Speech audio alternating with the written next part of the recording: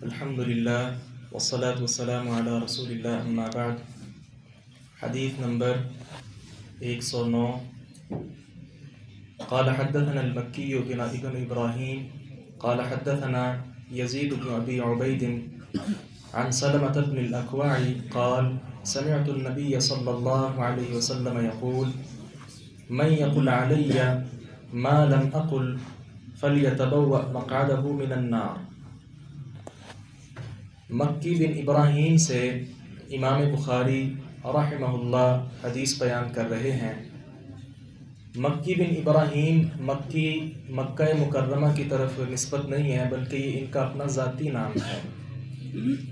ان کے استاد آگے سلمہ بن اکوع رضی اللہ عنہ کے آزاد کردہ جو غلام ہیں یزید بن ابو عبید، وہ ان سے روایت کرتے ہیں۔ وہ اپنے استاد گرامی سیدنا سلمہ بن اکوع رضی اللہ عنہ سے روایت کر رہے ہیں۔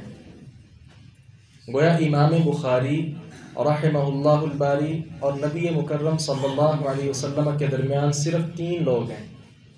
مکی بن ابراہیم یہ تبع تابعی ہیں، یزید بن ابو عبید تابعی ہیں، اور سلمہ بن اکوع یہ صحابی ہیں۔ گویا اس اعتبار سے محدثین ایسی روایات کو ثلاثیات کہتے ہیں کہ مصنف اور نبی کریم صلی اللہ علیہ وسلم کے درمیان صرف 3 واسطے ہوں۔ یہ امام بخاری رحمہ اللہ کی یہاں یہ پہلی حدیث ہے جو ثلاثیات امام بخاری میں سے ایک روایت ہے۔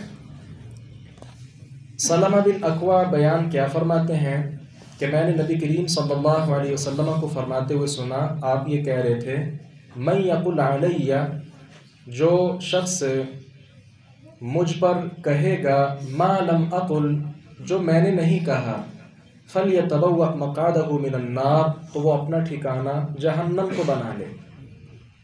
پہلے بھی اس معنی کی کچھ روایات آپ سماعت فرما چکے ہیں۔ وہاں من کذب کے الفاظ تھے کہ جس نے مجھ پر جھوٹ بولا، یہاں قال کے الفاظ ہیں من یقل علی، تو قول ہو یا فعل ہو یہ ساری چیزیں ایک ہیں۔ ایک ہے ہم کہیں کہ نبی کریم صلی اللہ علیہ وسلم نے ایسا فرمایا، آپ نے فرمایا نہیں۔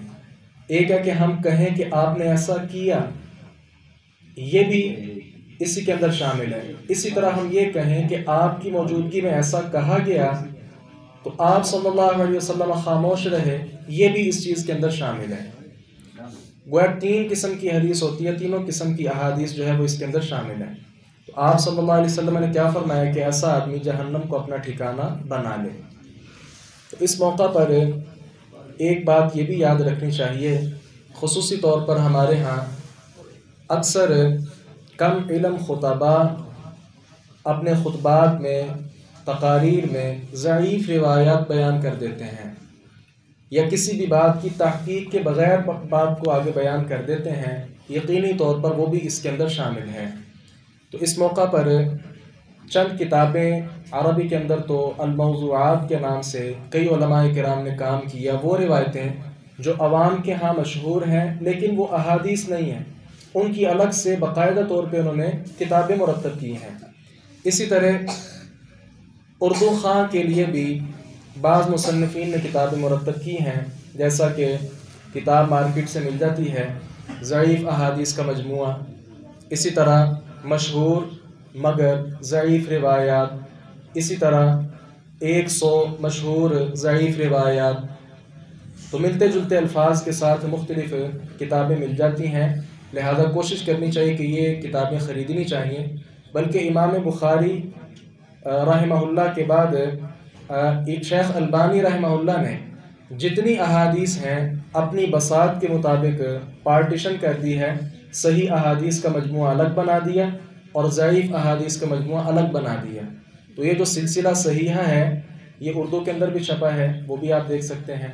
اسی طرح جو ضعیف روایات کے مجموعے ہیں وہ بھی باقاعدہ طور پر اس پر علماء کرام نے کام کیا ہے، لہذا ان کا بھی مطالعہ کرنا چاہیے تاکہ پتہ چلے کہ ہمارے معاشرے میں جو روایتیں بیان کی جا رہی ہیں نبی کریم صلی اللہ علیہ وسلم کے ساتھ ان کا کوئی تعلق بھی ہے یا نہیں۔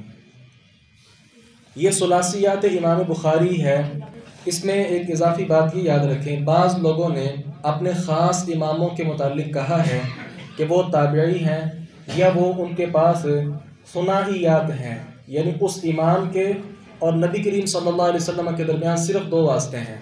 امام ابو حنیفہ رحمہ اللہ کے بارے میں بعض نے ایسا لکھا ہے، حقیقت کے ساتھ اس بات کا کوئی تعلق نہیں ہے۔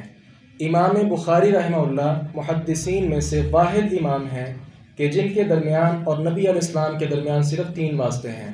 امام ابو حنیفہ رحمہ اللہ کے بارے کہی گئی یہ بات 100% جھوٹ پر مبنی ہے، بلکہ امام اعظم یا سنن امام اعظم یا جامع امام اعظم اس طرح کی جتنی کتابیں ہیں یہ بعد میں مرتب کی گئی ہیں، جیسا کہ ایک کتاب ہے بستان المحدثین، اس کے صفحہ نمبر 6 پر ہی یہ وضاحت آپ کو مل جائے گی۔